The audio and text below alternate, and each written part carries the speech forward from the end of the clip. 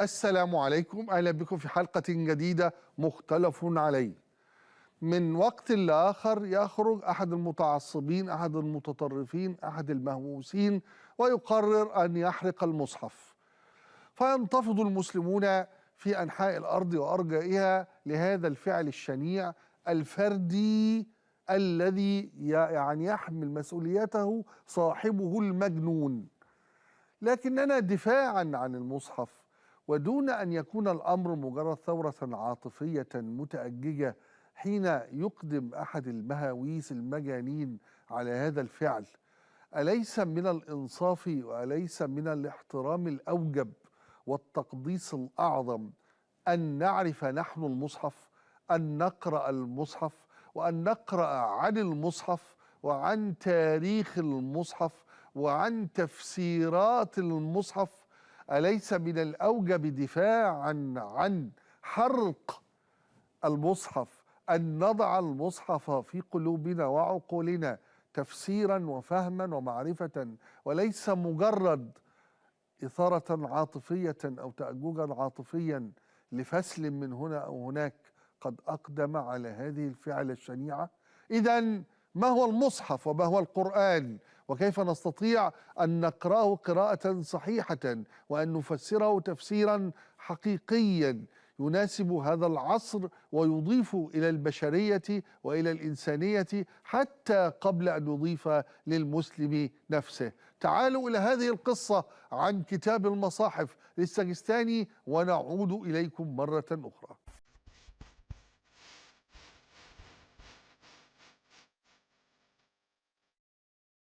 يثير كتاب أبي الأشعث السجستاني الكثير من الجدل، خصوصا عند الحديث عن المصاحف المختلفة أو تطور فكرة المصحف. العلامة السجستاني عاش في العصر العباسي الثاني، عصر التدوين، عصر تكوين ما يسمى بالعلوم الدينية، ذروة الازدهار للحضارة الإسلامية الفكرية وقتها. أحد الأساتذة الكبار في كلية الآداب جامعة القاهرة كان يحكي لي أنه كان يتردد كثيرا في أن يدرس كتاب المصاحف للسجستاني للطلبة، طلبة شبان معظمهم مراهقين قادمين من المرحلة الثانوية، معبئين بأفكار سلفية ويمتلئوا بمساحات هائلة من التجمد والتطرف الديني.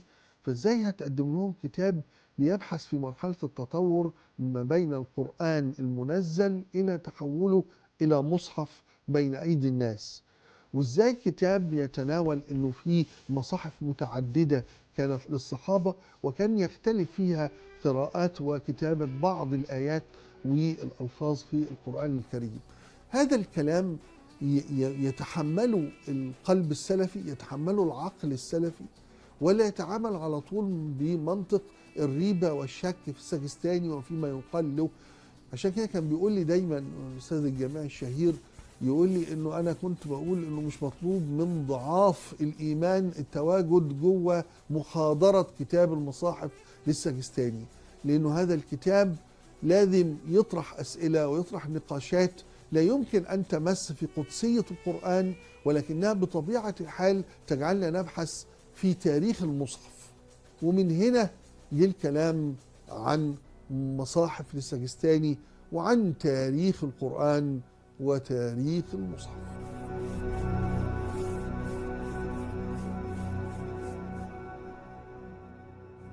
إذا جهود هادرة لا تهدأ من الدارسين والباحثين لفهم وفك ألغاز ومفاهيم ومعاني القرآن الكريم.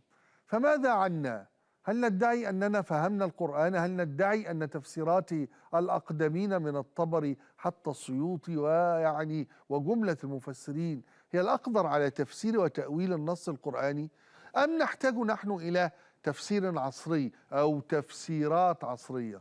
تعالوا إلى التقرير التالي ثم نعود لضيوفنا نشرح ونحلل معا.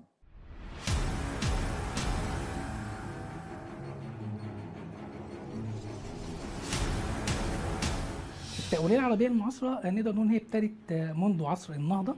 بداية من عصر النهضة كان فيه اهتمام كبير بالقرآن، وده ناتج طبعا لأن في هذا العصر كان فيه كتير من الرؤى الغربية وكذلك العربية اللي بتشوف ان التقليد الاسلامي كان سبب رئيسي في الحاله اللي وصل لها المسلمين من انحدار وتدهور.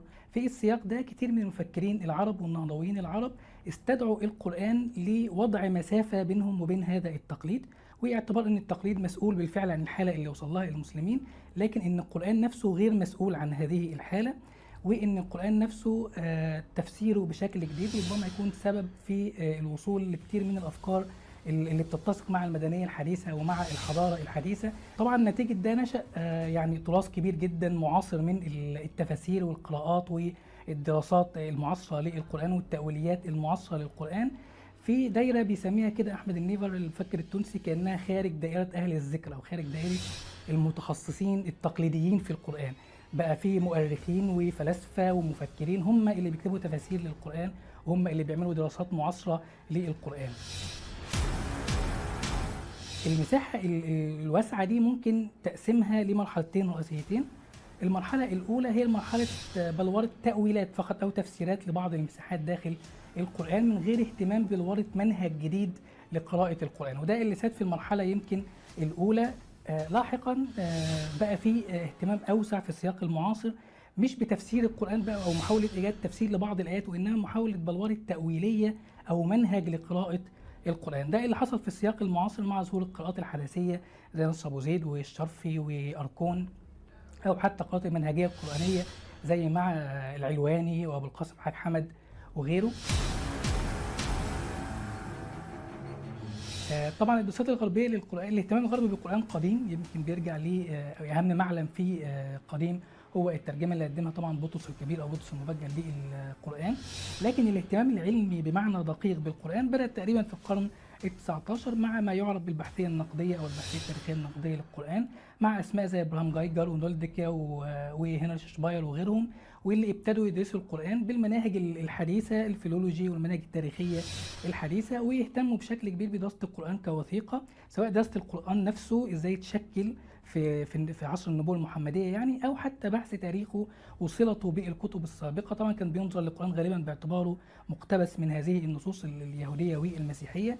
كان بيتم الاهتمام في الدراسات دي بالبحث عن هذه الأصول اللي القرآن أخذ منها، أو البحث عن شكل النص القرآني قبل أن يتحول للشكل اللي احنا عارفينه. بعد كده يمكن الدراسات الغربية مرت بمرحلة بيعتبرها بعض الباحثين مرحلة ركود شوية في الدراسات من نهاية الحرب العالمية الثانية لغاية تقريبا سبعينيات القرن الماضي. لكن في السبعينيات حصل انتعاشة كبيرة في الدراسات القرآنية بسبب بعض التغيرات المنهجية اللي حصلت، منها ان الدارسين في الفترة دي ابتدوا يحاولوا يطبقوا بعض المنهجيات الكتابية اللي اثبتت كفاءة في دراسة الكتاب المقدس على القرآن، وكذلك يتم تطبيق بعض المنهجات الأدبية على القرآن، لأن كان تم تطبيقها على الكتاب المقدس وأثبتت كفاءة فبقوا يطبقوها كذلك على القرآن. وكذلك تم بعض المكتشفات المهمة في الفترة دي، اكتشاف مخطوطات صنعاء مثلا في السبعينيات، والكشف كذلك عن بعض المخطوطات القرآنية القديمة اللي كانت بحوزة برجستراس المستشرق الألماني. ده كله أدى لتغير في شكل الدراسات القرآنية الغربية، بقى فيه اهتمام أوسع بالمخطوطات واهتمام أوسع كذلك ببنية القرآن، ونشأت منهجيات جديدة في دراسة القرآن.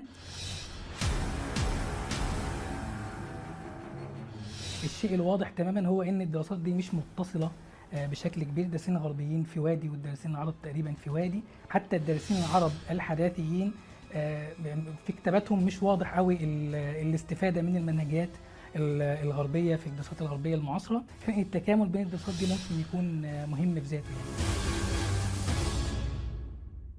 حرق المصحف كتاب الله المقدس لدى المسلمين يعد من أكثر الأفعال استفزازا وإثارة للجدل في العصر الحديث.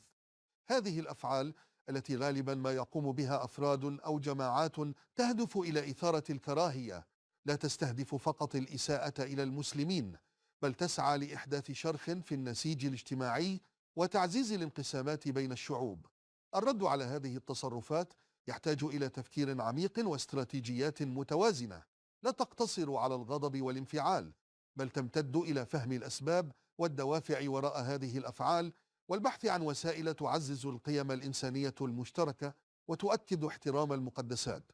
من الناحية الدينية، القرآن الكريم هو كتاب الله المحفوظ، وهو ليس مجرد أوراق مطبوعة يمكن للنيران أن تلتهمها. المسلمون يؤمنون بأن القرآن محفوظ في صدور المؤمنين، كما ورد في قوله تعالى: إنا نحن نزلنا الذكر وإنا له لحافظون. لذلك حرق المصحف لا يمس قدسية القرآن، بل يعبر عن جهل واعتداء على المشاعر الدينية. الأذى الحقيقي يكمن في المحاولة المتعمدة لإثارة الكراهية وإهانة الآخرين، وليس في الورق الذي يحرق. أحد الردود الأولى على هذه التصرفات: يجب أن يكون التمسك بالتعاليم الإسلامية التي تدعو إلى الحكمة والصبر. الإسلام يحث على الرد بالعقل والحكمة، كما في قوله تعالى: ادفع بالتي هي أحسن فإذا الذي بينك وبينه عداوة كأنه ولي حميم. الرد بالعنف أو الإساءة قد يحقق أهداف من يحرقون المصحف بإظهار المسلمين كجماعة لا تتحكم في انفعالاتها، بينما الرد بالحكمة يبرز سماحة الإسلام وعمقه الأخلاقي. التوعية بأهمية القرآن ومعانيه تعد أحد أشكال الرد المؤثر. يجب أن يتم التركيز على نشر تعاليم القرآن وتعزيز فهم الآخرين له، حتى لا يبقى غريبا على المجتمعات التي لا تعرفه. الجهل غالبا ما يكون المحرك الرئيسي وراء هذه الأفعال. حين يدرك الآخرون أن القرآن يدعو إلى السلام والعدل والمساواة، قد يتغير موقفهم، ويتوقف البعض عن مثل هذه التصرفات الاستفزازية. في السياق القانوني يمكن أن يكون الرد بتعزيز الجهود الدولية لتجريم الأفعال التي تهدف إلى الإساءة إلى المقدسات الدينية، بما في ذلك حرق المصحف. العديد من الدول لديها قوانين تجرم الكراهية والتحريض على العنف ضد أي دين، ولكن تطبيق هذه القوانين يحتاج إلى تعزيز وضغط دبلوماسي مستمر من الدول الإسلامية. العمل الجماعي على المستوى الدولي يمكن أن يسهم في خلق إطار قانوني يحمي الأديان ومقدساتها من التعديات. على المستوى الثقافي يمكن أن يكون الرد من خلال تعزيز الحوار بين الأديان والثقافات. حرق المصحف يعكس غياب الحوار والفهم المتبادل، وهو ما يمكن معالجته من خلال برامج تعليمية وثقافية تهدف إلى بناء جسور التواصل بين مختلف الشعوب. الفهم المتبادل يقلل من احتمالات وقوع مثل هذه الأفعال، ويخلق بيئة من الاحترام المتبادل. الرد الإعلامي له دور محوري في التعامل مع حوادث حرق المصحف. الإعلام يمكن أن يكون أداة بناءة إذا تم استخدامه بحكمة لنشر التوعية والتعريف بالإسلام وقيمه. في المقابل يجب الحذر من الوقوع في فخ التصعيد الإعلامي الذي قد يعطي الفاعلين شهرة أو تأثيرا أكبر من حجمهم الحقيقي. التركيز على الرسائل الإيجابية والهادئة يمكن أن يكون أكثر فعالية من الردود الغاضبة. من ناحية أخرى يمكن استغلال هذه الحوادث لتسليط الضوء على القيم القرآنية وتعاليمه. في كل مرة يتم فيها حرق المصحف يمكن أن يكون الرد بنشر نسخ جديدة منه وترجمة معانيه إلى لغات مختلفة وزيادة الجهود لنشر تعاليمه. هذا الأسلوب يحول الموقف السلبي إلى فرصة لتعريف العالم بجمال القرآن وعمق رسالته. على الصعيد الاجتماعي يمكن للمجتمعات المسلمة أن تظهر تعاليم الإسلام العملية في التسامح والإحسان. الرد الفعلي يمكن أن يكون من خلال تكثيف العمل الخيري والمبادرات الإنسانية باسم القرآن، مما يظهر للعالم أن الإسلام هو دين بناء وإصلاح، وليس دين هدم أو انتقام. الدروس التاريخية تشير إلى أن الإسلام واجه محاولات عديدة للإساءة والتشويه عبر العصور، لكنه استمر في الانتشار والتأثير بفضل قيمه السامية وتفاني أتباعه في نشرها. لذا فإن التمسك بالقيم الإسلامية والرد بعقلانية وثقة هو النهج الأمثل لمواجهة مثل هذه التحديات. حرق المصحف يمكن أن يكون امتحانا لمدى تمسك المسلمين بتعاليم دينهم ومدى قدرتهم على مواجهة الاستفزاز بالحكمة والرؤية البعيدة. هذه الأفعال لا تؤثر على قدسية القرآن، لكنها تضع مسؤولية كبيرة على المسلمين لإظهار الجانب الأفضل من دينهم وتعاليمه. في نهاية المطاف الرد الأكثر تأثيرا هو تعزيز القيم التي يمثلها القرآن نفسه: قيم التسامح والعدل والرحمة والعمل لصالح الإنسانية جمعاء. القرآن الكريم هو الكتاب المقدس في الإسلام، ويعتبره المسلمون كلام الله المنزل على النبي محمد صلى الله عليه وسلم. منذ نزوله قبل أكثر من 1400 عام أصبح القرآن موضوعا لدراسة متعمقة وتفسير مستفيض عبر العصور. ورغم وضوح كثير من آياته ومقاصده، إلا أن هناك أجزاء منه تثير فضول العلماء والمفسرين وحتى عموم الناس، حيث تترك مساحة واسعة للتأمل والتفسير والاجتهاد.